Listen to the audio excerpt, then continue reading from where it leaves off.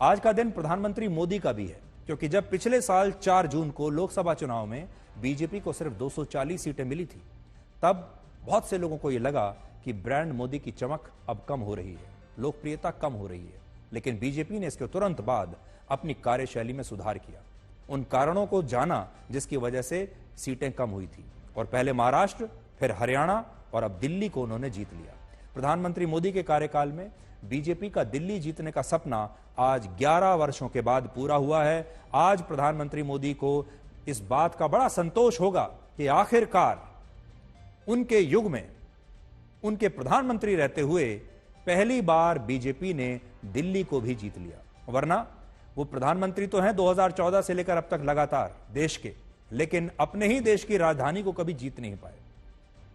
संयोग की बात यह है कि वर्ष 1993 से पहले विधानसभा, जब 1993 में दिल्ली के पहले विधानसभा चुनाव हुए थे, उसमें भी बीजेपी ने 49 सीटें जीती थी और इस बार उसने 48 सीटें जीतकर वापसी की है। और आज बीजेपी के राष्ट्रीय मुख्यालय में दिल्ली में प्रधानमंत्री मोदी का जबरदस्त स्वागत हुआ। बीजेपी के कार्यकर्ताओं ने आज शाम जीत का जश्न मनाया। प्रधानमंत्री मोदी खुद बीजेपी के दफ्तर गए और उन्होंने 4 बड़ी बातें कही। पहला, दिल्ली की डबल इंजन सरकार दिल्ली का डबल तेजी से अब विकास करेगी।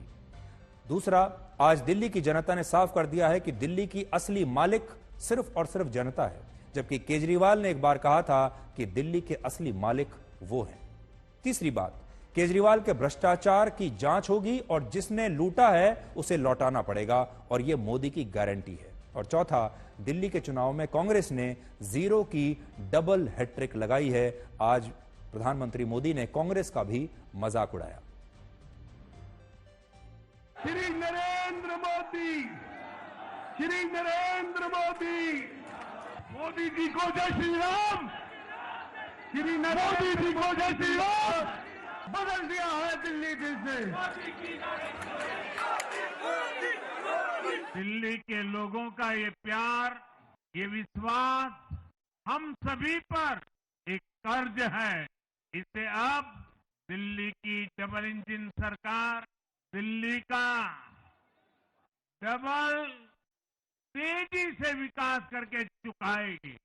दिल्ली की असली मालिक सिर्फ और सिर्फ दिल्ली की जनता है। जिनको दिल्ली का मालिक होने का घमंड था, उनका सच से सामना हो भी गया। ये देश की ऐसी पार्टी बनी जिसके मुख्यमंत्री, मंत्री भ्रष्टाचार के आरोप में जेल गए, जो खुद को ईमानदारी का सर्टिफिकेट देते थे और दूसरों को बेईमानी का मेडल देते घूमते फिरते थे, वो खुद भ्रष्टाचारी निकले। लेकिन अब दिल्ली का जनादेश आ चुका है। मैं गारंटी दे रहा हूं, पहले विधानसभा सत्र में ही सीएजी की रिपोर्ट सदन में रखी जाएगी। भ्रष्टाचार के हर तार की जांच होगी और जिसने भी लूटा है उसको लौटाना पड़ेगा। ये भी मोदी की गारंटी है। आज जनता ने फिर एक बार कांग्रेस को कड़ा संदेश दिया है। दिल्ली के चुनाव में कांग्रेस ने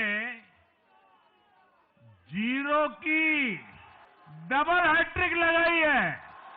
देश की राजधानी में देश की सबसे पुरानी पार्टी का लगातार दिल्ली में 6 बार से खाता नहीं खुल रहा है। इसके अलावा दिल्ली में आज ऐसी सीटों की भी बड़ी चर्चा है जहां मुस्लिम वोटर्स की आबादी 20% या उससे ज्यादा है। ऐसी सीटों की संख्या 12 है, जिनमें से 3 सीटें बीजेपी ने जीती और 9 सीट आम आदमी पार्टी ने। जिस मुस्तफाबाद सीट पर 40% आबादी मुस्लिम समुदाय की है और 56% आबादी हिंदुओं की है, उस सीट से आज बीजेपी जीत गई। इसके अलावा बीजेपी रिठाला और शादरा की सीट पर भी चुनाव जीती और बाकी की सीटों पर वो दूसरे नंबर पर रही।